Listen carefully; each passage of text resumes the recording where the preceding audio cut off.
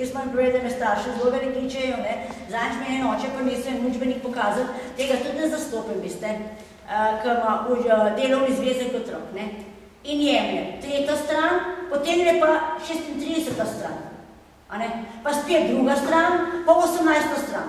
Mi oče prinesel domov pogledati, pa rekel, je to normalna osnovna šola, za vse peč vrbi.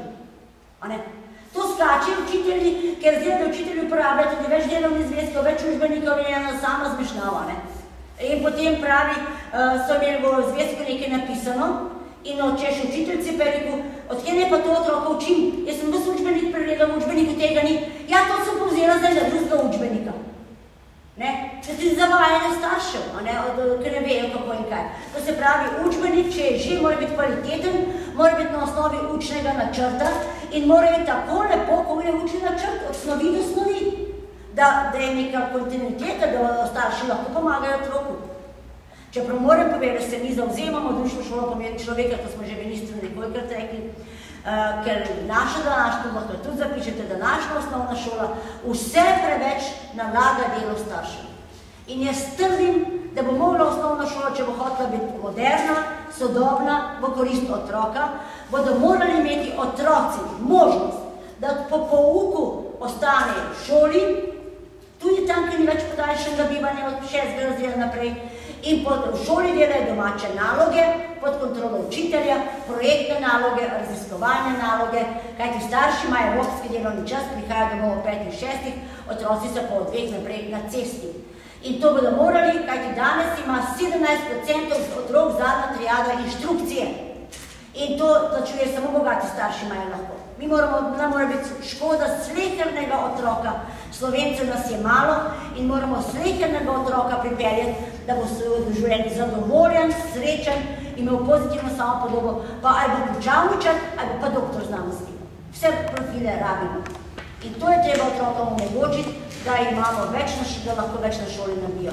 Danes pa te plakate celo soboto nedeljo starši delajo, pa po internetu iščejo, ne vem kaj se, namesto da bi otroci na šolaš pa knjižnice, računalniške učilnice, ne vem kaj se na razpolago, pa nalagamo staršem, naredite to. V šoli otroci ostanejo in ne to delajo popoldan pod kontrolo učitelja.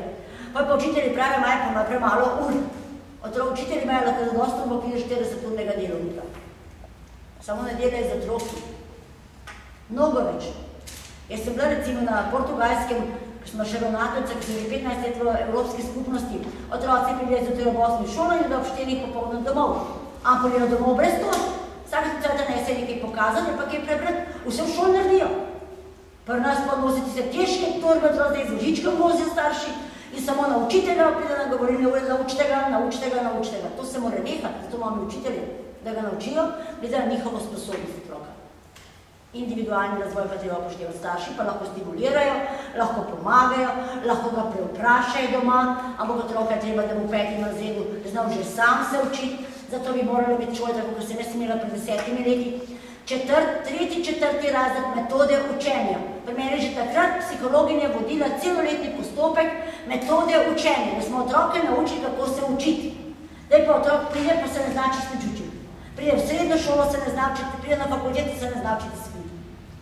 Osnovna šola daje temelje in to pravcaj, 3., 4. razred treba naučiti otroka, kako se treba učiti, da ve, da pride domov, da naredi naloge, svojo obveznost, te delovne navade je treba tudi razvijati s pomočjo staršev.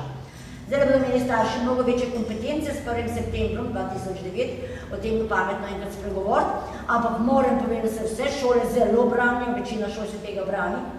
Mi smo zdaj napisali društvo šola pomeri pod človeka 36 šolam, ker imamo ta projekt plačan z ministrstva, da bi za letošnje leto, da bi informirali starše, kaj je njihova nova dolžnost, odgovornost, potem pravice, a ne staršev. In niti ena šola od 36 nas ni povabila, da bi staršem prišli povedati, kakšna je njihova odgovornost, dolžnost in pravica. In smo napisali, ravnatelji smo rekli, včasih težje poveste to staršem, ker starši so tudi take, sem pravice, kot otroci, bomo mi prišli. Ne. Ne želijo ravnatelji, ker ne želijo, da bi starši tega sodelovali. Mnogi samo bi tako stran porivati. Ampak mi moramo stopiti na isto široko cesto, starši, učitelji, otroci. Če bomo skupaj hodili, se poslušali drugega, pomagali drugega, bodo naši otroci srečni, zadovoljni in take državljane si želimo. in starši bodo brez stresov in tudi učitelj se ne bo čutil ogroženega, ker nekateri učitelji se zdaj že počutijo ogroženega, posebej, če imajo intelektualne starše, se kar strašijo staršev. Zakaj bi se strašili staršev? Treba se vse pa pomagati drug drugemu. Mi tudi starše bi lahko mnogo bolj vključili v razne dejavnosti na šoli, v razna predavanja, ko imamo strokovnjake, pa raje šole plačuje drage zunanje inštitucije, ki so včasih slabše kot starši, ki bi lahko predavali, ampak se starše tudi bojijo. Me je spet malo zamestno. Dobro.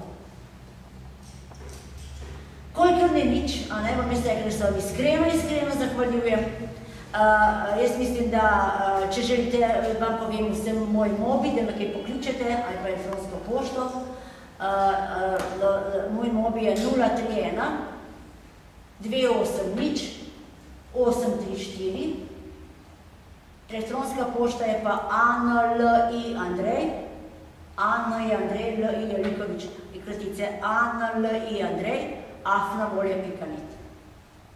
Zelo sem pripravljena, posebno letos do 1. septembra je zelo pomembno, zdaj bomo imeli v tem prostoru, bomo imeli še eno okroglo mizo za starše, pa bomo super imeli eno okroglo mizo, upam, da bomo imeli pa nekaj na Primorskem, da bi majhno povedali, da je treba resnično več sodelovanja, ne hoditi drug mimo drugega, ampak drug ob drugim.